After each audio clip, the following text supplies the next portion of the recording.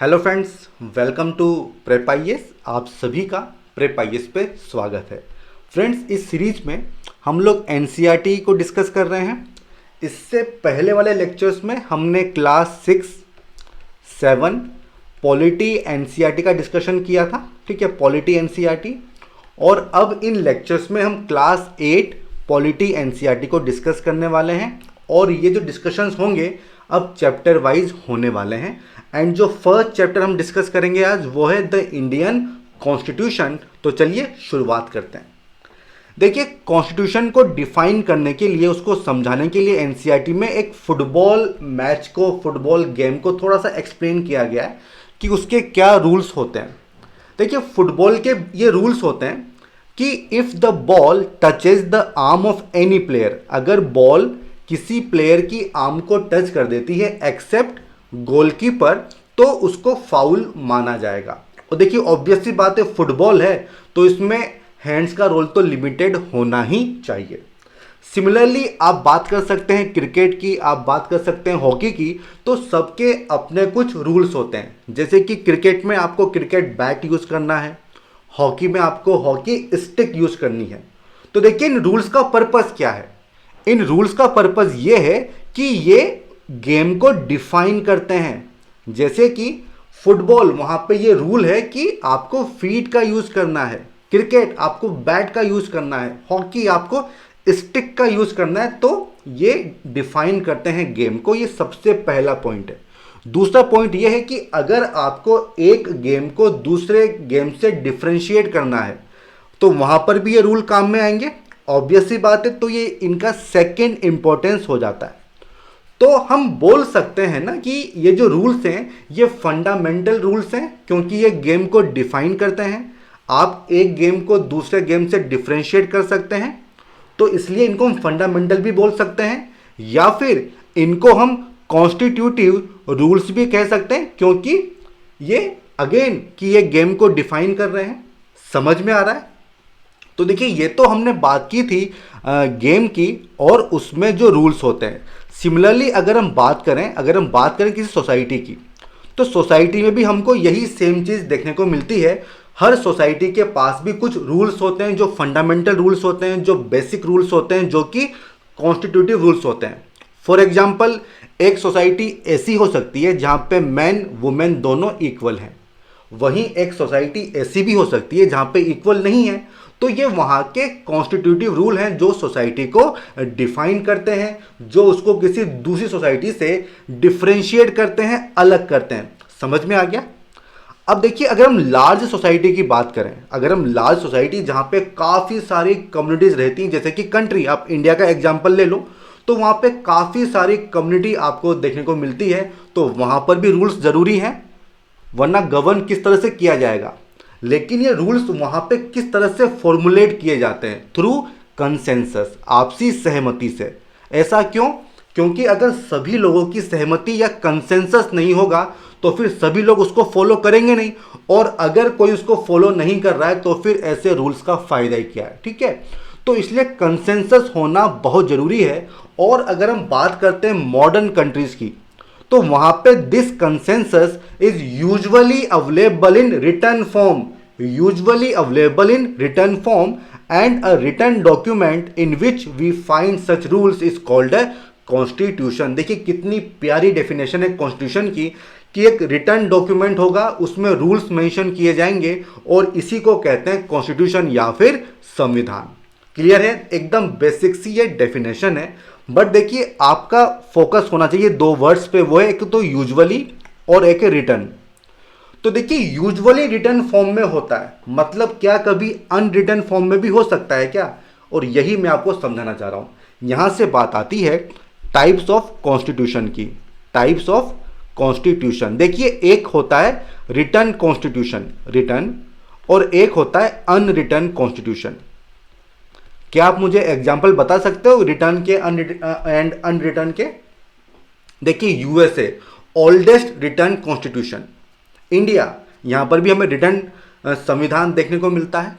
Unreturned के क्या example हैं? यूके हो गया, न्यूजीलैंड हो गया। तो यहां पे अनरिटर्न कॉन्स्टिट्यूशन हमें देखने को मिलता है। अब बात आती है कि इनमें डिफरेंस होता क्या है। देखिए, रिटर्न कॉन्स्टिट्यूशन में क्या होगा कि जो प्रोविजंस हैं उनको एक स्ट्रक्चर्ड वे में कंपाइल किया जाएगा, उनको कोडिफाई किया जाएगा। मतलब कोई असेंबली या फिर कन्वेंशन बैठेगा जो रूल्स जो प्रोविजंस बनाएगा उनको कंपाइल करेगा और उनको कोडिफाई कर देगा।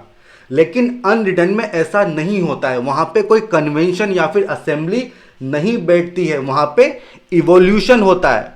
विद टाइम नए नए जो प्रोविजंस है वो जुड़ते चले जाते हैं और वहाँ पे किसी भी तरह से स्ट्रक्चर्ड वे में कोडिफिकेशन या फिर कंपाइलेशन आपको देखने को नहीं मिलता है। तो देखिए, काफ़ी लोगों का डाउट होता है कि अनरिटन में कुछ चीज़ लिखी हुई नहीं होती है। ऐसा नहीं है, वहाँ पर भी लिखा हुआ ही होता है, लेकिन उसका कोडिफिकेशन, उसका कंपाइलेशन नहीं होता है। ये चीज़ समझ में आ गई, क्लियर हो गया कि कॉन्स्टिट्यूशन क्या होता है, रिटर्न अनरिटन क्या होता है। आगे बढ़े, चलिए। अब देखिए, आगे जो है हमें एक्सप्लेन करना है कि why does a country need a constitution. क्यों किसी कंट्री को, किसी देश को एक संविधान की जरूरत होती है। देखिए, हमने बात की थी कॉन्स्टिट्यूएंट असेंबली की, ठीक है, कॉन्स्टिट्यूएंट असेंबली की हमने बात की थी।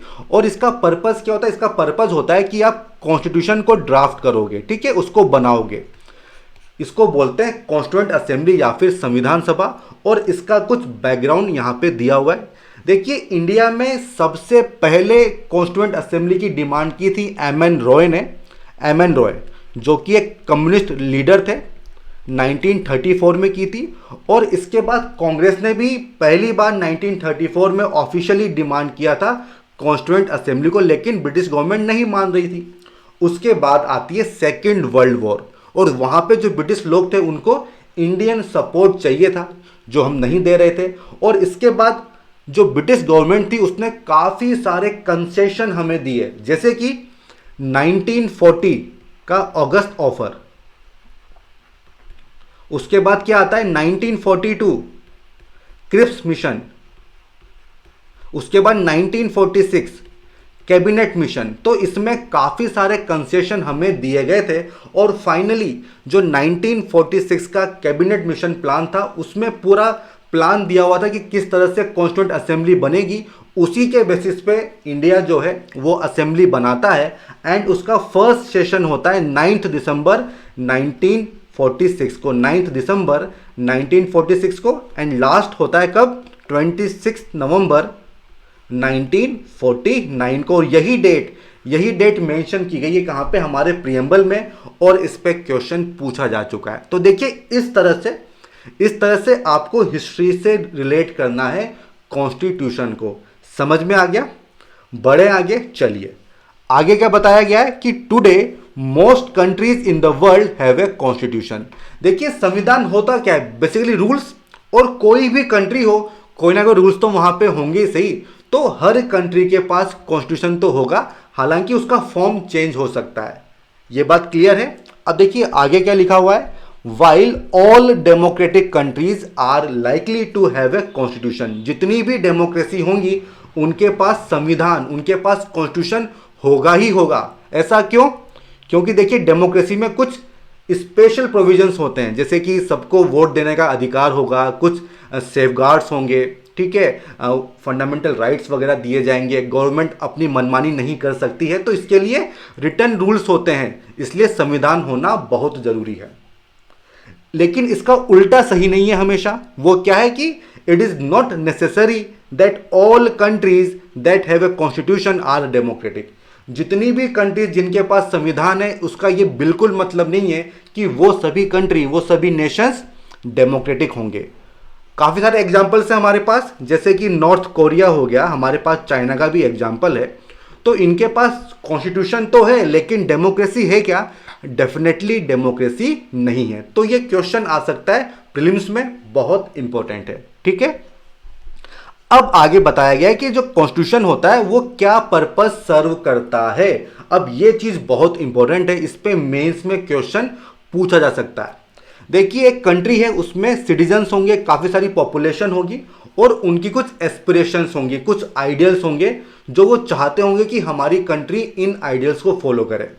तो ये जो आइडियल्स है ये कहाँ पे मेंशन होंगे? ये आइडियल्स मेंशन होंगे कॉन्स्टिट्यूशन में, नंबर 1। इसके अलावा जो सोसाइटी है उसका फंडामेंटल नेचर क्या होगा, ये भी मेंशन होता है कहां पे, हमारे कॉन्स्टिट्यूशन में। इसको भी जस्ट मैं अभी आपको एक्सप्लेन करूंगा कि फंडामेंटल नेचर ऑफ सोसाइटी क्या होगी। अब देखिए इसके लिए ना हमें एक बार प्रियम्बल को देखना होगा। हमारा प्रियम्बल देख लेते हैं। देखिए ये हमारा प्रियम्बल है, इसमें हमारी सोसाइटी की फंडामेंटल नेचर आपको नजर आ रही है। सोवेरन, सोशलिस्ट, सेक्युलर, डेमोक्रेटिक, रिपब्लिक, ये हमारी सोसाइटी का नेचर है। और कौन से आइडियल्स हैं जो हमारी एस्पिरेशन है, जो हम चाहते हैं कि ऐसा हो, जस्टिस, लिबर्टी, इक्वलिटी, फ्रेटर्निटी। तो ये सारे जो पॉइंट हैं ये कहां पे मिलेंगे, ये आपको मिलेंगे कॉन्स्टिट्यूशन में। तो ये चीज क्लियर है कि क्या पर्पज होता है एक संविधान का। इसके अलावा टाइप ऑफ गवर्नमेंट, एक देश में किस टाइप की गवर्नमेंट रहेगी। काफी सारे टाइप्स हो सकते हैं। मोनार्ची हो सकता है जैसे कि सऊदी अरेबिया, डेमोक्रेसी हो सकता है यूएसए, यूके, इंडिया, डिक्टेटरशिप हो सकता है, तानाशाही हो सकती है जैसे कि नॉर्थ कोरिया हो गया। तो कौन सा टाइप का गवर्नमेंट है वो भी आपको मेंशन किया जाएगा कहां पे, कॉन्स्टिट्यूशन में। ठीक है, तो ये जो फंक्शंस हैं ये समझ में आ गए। अब देखिए इसके बाद क्या बताया गया है। इसके बाद ये है एक नेपाल का एग्जाम्पल दिया गया है और इससे पूरी पिक्चर क्लियर हो जाएगी। देखिए नेपाल हमारा पड़ोसी देश है, ठीक है, नेबरिंग कंट्री है। एंड अगर उसकी हिस्ट्री देखें तो नेपाल एक मोनार्ची था। देखिए मोनार्ची मतलब वहां पे राजा होगा, राजा मतलब सारी पावर उसके हाथ में होगी। जबकि डेमोक्रेसी में क्या होता है, पावर लोगों के पास होती है। तो वहां पे मोनार्ची थी, लेकिन जो वहां के लोग थे वो इससे खुश नहीं थे क्योंकि कंसेंसस नहीं था। वो लोग डेमोक्रेसी चाहते थे। तो देखिए वही बात हो गई ना कि लोगों की एस्पिरेशन क्या है, कौन से आइडियल्स वो चाहते हैं। तो मोनार्ची वो नहीं चाहते थे, वो डेमोक्रेसी चाहते थे कि पावर जो है वो लोगों के पास है। और इसके बाद वहां पे मूवमेंट चलता है और फाइनली 2006 में वहां पे मोनार्ची खत्म होती है और वहां पे डेमोक्रेसी इस्टेब्लिश हो जाती है और एक न्यू कॉन्स्टिट्यूशन बनाया जाता है। ठीक है, एक नया संविधान वहां पे लिखा जाता है जिसमें नेपाल को एक डेमोक्रेसी बताया जाता है। ये चीज क्लियर हो गई। अब देखिए अगर हमने जो बात की थी फुटबॉल गेम की, तो वहां पे हमने देखा था कि अगर जो फंडामेंटल रूल्स हैं, अगर जो कॉन्स्टिट्यूटिव रूल्स हैं, अगर वही चेंज हो जाएंगे तो गेम पूरा चेंज हो जाएगा ना। और यहां पर भी वही हो रहा है, पूरा गेम ही चेंज हो गया। मोनार्ची अब डेमोक्रेसी। तो अब आपको क्या करना होगा, अब आपको एक नया संविधान बनाना होगा जो लोगों की एस्पिरेशंस को फुलफिल करता है। ठीक है, तो ये पूरी स्टोरी यहां पे बताई गई है कि क्या पर्पस फंक्शन होता है एक संविधान का। अब देखिए सेकंड इंपॉर्टेंट पर्पस क्या है कि कंट्री का पॉलिटिकल सिस्टम कैसा होगा, ये भी उसी में बताया जाता है। जैसे कि इंडिया में आपको रिप्रेजेंटेटिव, पार्लियामेंट्री, डेमोक्रेसी देखने को मिलती है। ठीक है, तो हमारे यहाँ पे जो एग्जीक्यूटिव हैं वो रिस्पॉन्सिबल है लेजिस्लेचर पे। और ये कौन से आर्टिकल हैं, आर्टिकल नंबर 74 एंड 75। ठीक है, तो एक कंट्री में क्या पॉलिटिकल सिस्टम होगा ये भी आपको संविधान में ही बताया जाता है। आप यूएसए का एग्जांपल ले लो, वहां पे प्रेसिडेंशियल सिस्टम देखने को मिलता है। तो ये जो डिफरेंट टाइप्स हैं ये आपको कॉन्स्टिट्यूशन में ही देखने को मिलती है। बढ़े आगे। अब देखिए डेमोक्रेसी में जो सिटीजन से पावर उन्होंने ट्रांसफर कर दी किसको, जो हमारे रिप्रेजेंटेटिव, कि भाई हमारे बिहाफ पे आप डिसीजन लोगे। तो अब उनके पास अथॉरिटी है। तो ये चीज तो पॉसिबल है ना कि वो अथॉरिटी का मिसयूज करने लग जाए, वो अथॉरिटी का मिसयूज करने लग जाए। तो ऐसा मिसयूज ना हो तो कुछ सेफगार्ड्स भी देने बहुत जरूरी हैं। और ये सेफगार्ड्स भी आपको कहां मिलेंगे, ये मिलेंगे कॉन्स्टिट्यूशन में। और किस फॉर्म में मिलते हैं, जैसे कि फंडामेंटल राइट्स। ठीक है, तो हमारे यहाँ पे आर्टिकल 14, 15, 16 ये सब आपको पता होंगे। ये सब क्या है, स्टेट की जो पावर्स हैं उस पर लिमिटेशन है, स्टेट इनको वायलेट नहीं कर सकता है। ठीक है, तो ये चीज आपको समझनी होगी कि जो सेफगार्ड्स हैं वो भी कहां पे मेंशन होते हैं, वो मेंशन होते हैं कॉन्स्टिट्यूशन में ही। अब देखिए ये स्टोरी दी हुई है, ये हमारे ज्यादा काम की है नहीं, और इसका जो क्रक्स है वो ऑलरेडी मैंने आपको बता दिया है। अब अगला फंक्शन क्या बताया गया है कि to ensure that a dominant group does not use its power against other less powerful people और ग्रुप्स। देखो इंडिया की बात करते हैं। इंडिया में जो हिंदू पॉपुलेशन है वो मेजोरिटी में है और मुस्लिम, जैन, सिख, क्रिश्चियन ये माइनॉरिटी में है। तो ऐसा हो सकता है कि ये जो डोमिनेंट ग्रुप है ये हावी हो जाए और इन सबको बोले कि आप केवल हमारा रिलीजन ही फॉलो करोगे। या फिर ऐसा भी हो सकता है कि जितनी भी स्टेट गवर्नमेंट की जॉब्स होंगी, सेंट्रल गवर्नमेंट की जॉब्स होंगी, वो केवल हिंदुओं के लिए ही होंगी, वो मुस्लिम, जैन, सिख, क्रिश्चियन के लिए नहीं होगी। तो ऐसा भी तो हो सकता है ना। तो इस चीज को अवॉइड करने के लिए, ऐसा न हो तो कुछ सेफगार्ड्स दिए जाते हैं। कहां पे? वो सेफगार्ड दिए जाते हैं कॉन्स्टिट्यूशन में ही। और देखो इस चीज को क्या बोलते हैं? टिरूनी ऑफ मेजोरिटी, क्योंकि उनके पास नंबर्स हैं। हो सकता है कि वो हावी हो जाएं किसके ऊपर? जो माइनॉरिटी है उनके ऊपर।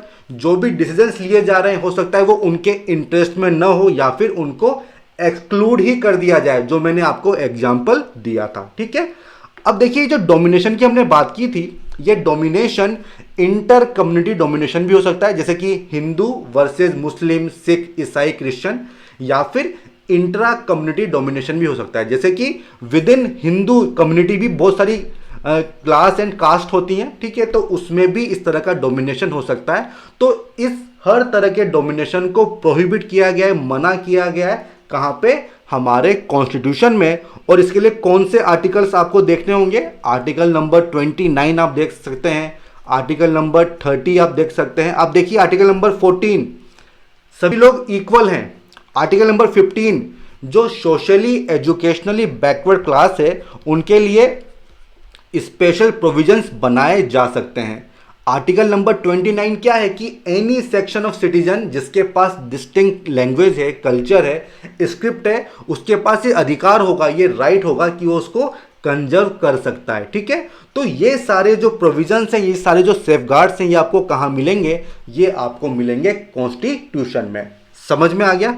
बढ़े आगे, चलिए। अब थर्ड सिग्निफिकेंट रीजन क्या दिया हुआ है? To save us from our self. देखिए सुनने में काफी अजीब सा लग रहा है। हमें हमी से बचाने के लिए भी संविधान बहुत जरूरी है। देखिए जुडिशरी का एग्जाम्पल ले लो, अराउंड 3.5 करोड़ केसेस पेंडिंग है। तो किसी के मन में आ सकता है ना कि यह मतलब क्या है जुडिशरी का, वो तो काम कर ही नहीं रही, हटा दो इसको, कुछ और दूसरा सिस्टम देख लेते हैं। या फिर पार्लियामेंट्री सिस्टम तो सही नहीं है, हमें डिक्टेटरशिप, तानाशाही अपना लेनी चाहिए, क्योंकि वो होगा तो पूरी जो इश्यूज है वो रिजॉल्व हो जाएंगे। ऐसा कोई सोच सकता है ना। बट क्या ये चीज़ सही है क्या? डेफिनेटली ये चीज़ सही नहीं है, क्योंकि लॉन्ग टर्म में इसका काफ़ी नुकसान होगा। तो जो हमारा संविधान होता है वो इस चीज़ की अनुमति हमें नहीं देता है। ठीक है, और वो किस तरह से? Basic structure. A good constitution does not allow these whims to change its basic structure। आपकी मर्जी के हिसाब से काम नहीं चलेगा। संविधान ने आपको एक बेसिक फ्रेमवर्क दे दिया है, अब आपको उसको फॉलो करना होगा, उसको आप चेंज नहीं कर सकते हो। और यहीं से केशवानंद भारती केस ऑफ 1973 ये आपको तैयार कर लेना चाहिए। कौन कौन से बेसिक स्ट्रक्चर प्रोविजंस हैं? जैसे कि rule of law, separation of power, supremacy of constitution. तो इनको कोई भी चाह के भी अमेंड नहीं कर सकता है। कुछ प्रोविजंस ऐसे हैं जो कि बेसिक हैं और पार्लियामेंट उनको अमेंड नहीं कर सकती है। ठीक है, समझ में आ गया यहां तक? बढ़े आगे, चलिए। अब देखिए आगे क्या बताया गया है, द इंडियन कॉन्स्टिट्यूशन, उसके की फीचर्स।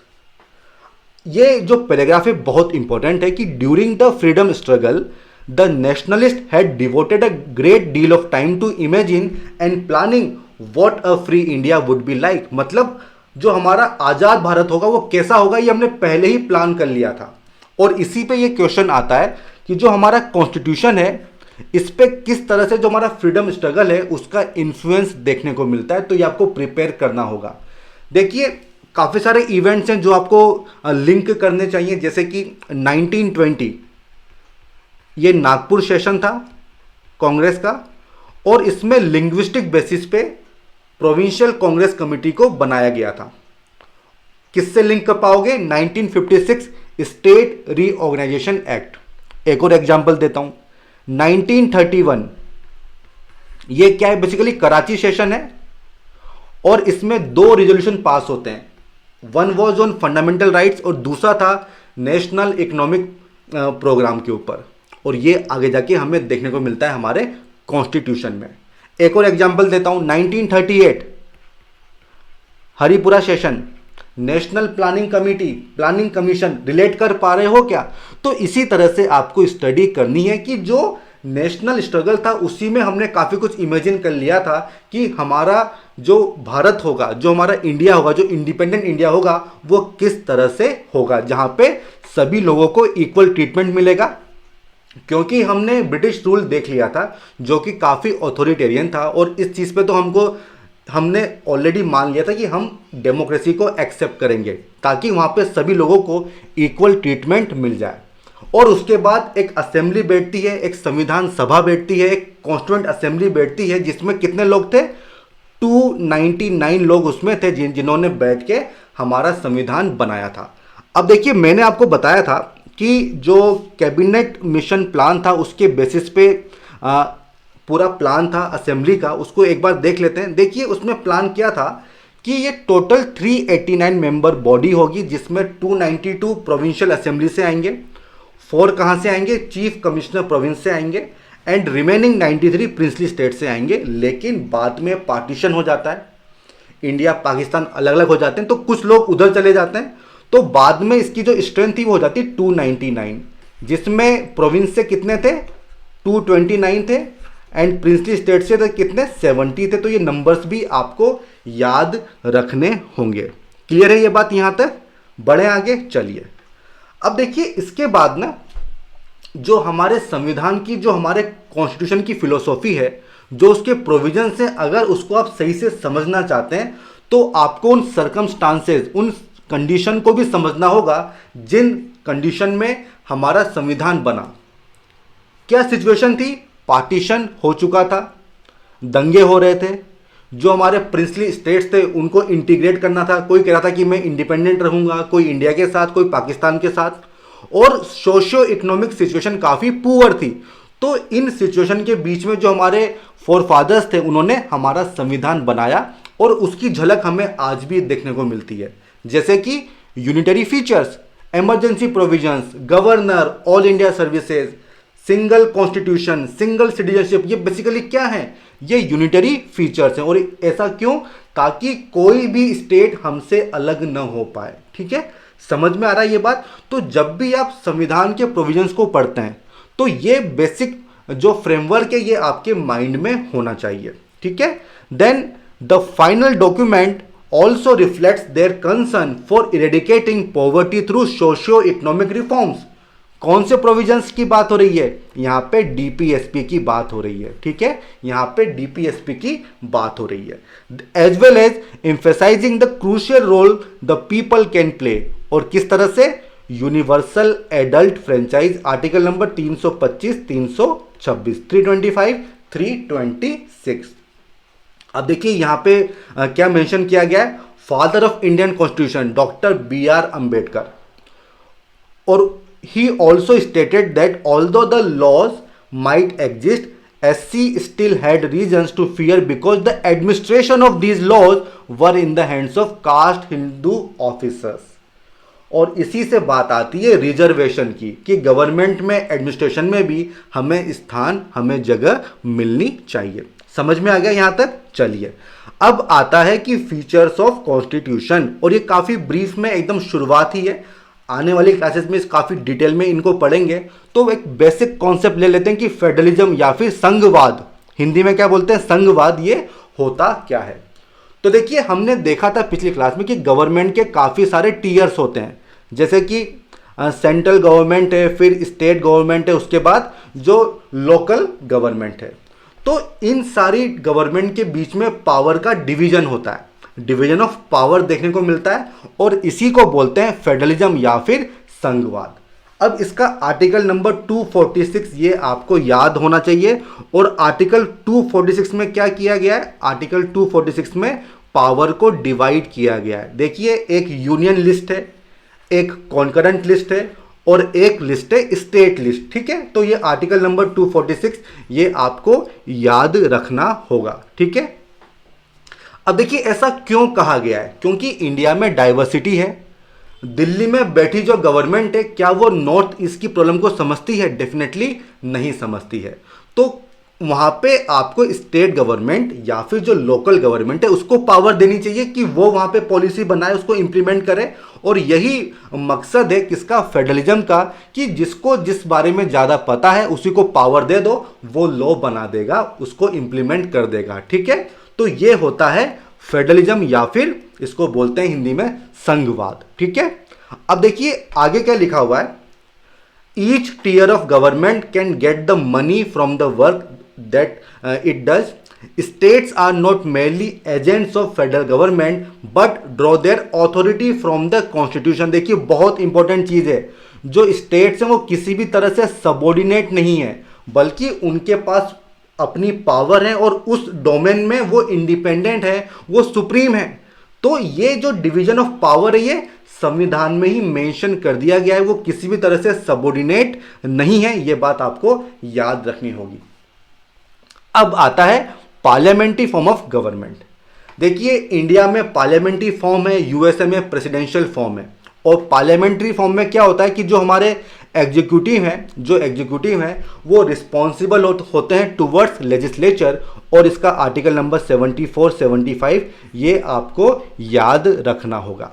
अब देखिए यहाँ पे क्या कहा गया है कि जो हमारा कॉन्स्टिट्यूशन है वो यूनिवर्सल एडल्ट सफ्राइज जो है वो सबको प्रोवाइड करता है, मतलब सभी लोगों को वोट देने का अधिकार है। आर्टिकल नंबर 325 326 की बात कर सकते हो। ठीक है, अब देखिए क्या लिखा हुआ है कि ये जो प्रोविजन है यूनिवर्सल एडल्ट फ्रेंचाइज का, ये क्यों दिया गया, क्योंकि जो हमारे फोर फादर्स थे उनका ऐसा मानना था कि जो हमारी सोसाइटी है उसमें काफ़ी कुछ डिवीजन है based on caste, class, gender, तो वो चीज़ एलिमिनेट हो जाएगी अगर सभी लोग इक्वल होंगे, सभी लोगों को वोट देने का अधिकार होगा। तो ये बेसिक सोचना था उन लोगों का बिहाइंड यूनिवर्सल एडल्ट सफ्रेज। समझ में आ गया? तो ये है पार्लियामेंट्री सिस्टम। इसके बाद है सेपरेशन ऑफ पावर। देखिए जो हमारी गवर्नमेंट है इसके 3 ऑर्गन होते हैं, एक होता है एग्जीक्यूटिव, एक होता है लेजिस्लेचर, एक होता है जुडिशरी। और हमारे कॉन्स्टिट्यूशन ने इन सब की पावर्स को डिवाइड किया हुआ है। और ऐसा क्यों? क्योंकि देखिए अगर एक ही ऑर्गन में सारी पावर होगी तब क्या होगा, उसका मिसयूज हो सकता है, इसलिए पावर को बांट दिया गया है between legislature, between executive and between judiciary. जैसे कि लेजिस्लेचर का क्या काम है, उसका काम है पॉलिसीज को बनाना, उसका क्या काम है, पॉलिसीज को बनाना। एग्जीक्यूटिव का क्या काम है, लॉस को इंप्लीमेंट करना एंड गवर्नमेंट को रन करना। और जुडिशरी का क्या काम है, जो कॉन्फ्लिक्ट है उनको रिजॉल्व करना। ठीक है, बट यहां पे देखो अगर आप कंपेयर करो यूएसए वर्सेस इंडिया तो आपको डिफरेंस देखने को मिलते हैं। यूएसए में स्ट्रिक्ट सेपरेशन आपको देखने को मिलता है, जबकि इंडिया में स्ट्रिक्ट सेपरेशन नहीं है, बल्कि आपको फ्यूजन देखने को मिलता है। वो किस तरह से, आप जानते हैं कि जो एग्जीक्यूटिव हैं वो लेजिस्लेचर के ही मेंबर होते हैं, ये मैंने आपको एक एग्जांपल दिया है। तो बेसिकली इंडिया में स्ट्रिक्ट सेपरेशन ऑफ पावर नहीं है, यहाँ पे फ्यूजन ऑफ पावर है। यहाँ पे चेक एंड बैलेंस वाला जो सिस्टम है वो काम करता है, मतलब जो हर ऑर्गन है वो दूसरे ऑर्गन की जो एक्टिविटी है उसको चेक करता है, उसको बैलेंस करने का काम करता है। इसका क्या एग्जांपल है, एक तो मैंने आपको दिया कि जो एग्जीक्यूटिव है वो रिस्पॉन्सिबल है टुवर्ड्स लेजिस्लेचर। अगर legislature no confidence motion pass कर देगी तो सरकार गिर जाएगी। जो जुडिशरी है उसके पास पावर है जुडिशियल रिव्यू की, कि अगर कोई एक्ट अनकॉन्स्टिट्यूशनल है तो उसको वो खारिज कर सकती हैं। एक और एग्जांपल देता हूं, ऑर्डिनेंस एग्जीक्यूटिव पास कर सकते हैं लेकिन उसको अप्रूव करवाना होगा किससे, लेजिस्लेचर से। तो बेसिकली चेक एंड बैलेंसेस का सिस्टम बनाया गया है। अब देखिए इसके बाद यहाँ पे स्टेट की डेफिनेशन दी गई है, इसको हम अभी यहाँ पे छोड़ते हैं, इसको आगे करेंगे, ये थोड़ा इंपॉर्टेंट टॉपिक है, पहले बाकी के टॉपिक्स देख लेते हैं। उसके बाद क्या है, फंडामेंटल राइट्स। देखिए फंडामेंटल राइट्स जो हमारे फोर फादर्स थे, जो हमारे नेशनल फ्रीडम स्ट्रगल में जिन्होंने पार्टिसिपेट किया था, तो उनका ऐसा मानना था कि जो कॉलोनियल गवर्नमेंट है यहाँ पे इनके पास काफ़ी पावर्स है जिसका मिसयूज कर सकते हैं, तो ऐसा इंडिया में नहीं होगा।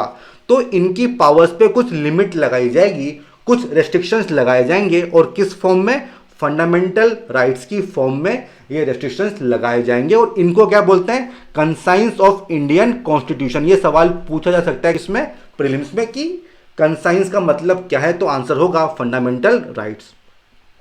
अब देखिए इसके बाद क्या है, the first objective is that every citizen must be in a position to claim those rights. हर सिटीजन को ये राइट क्लेम करने की पावर होनी चाहिए, मतलब आर्टिकल नंबर 32 ये आपको याद रखना होगा।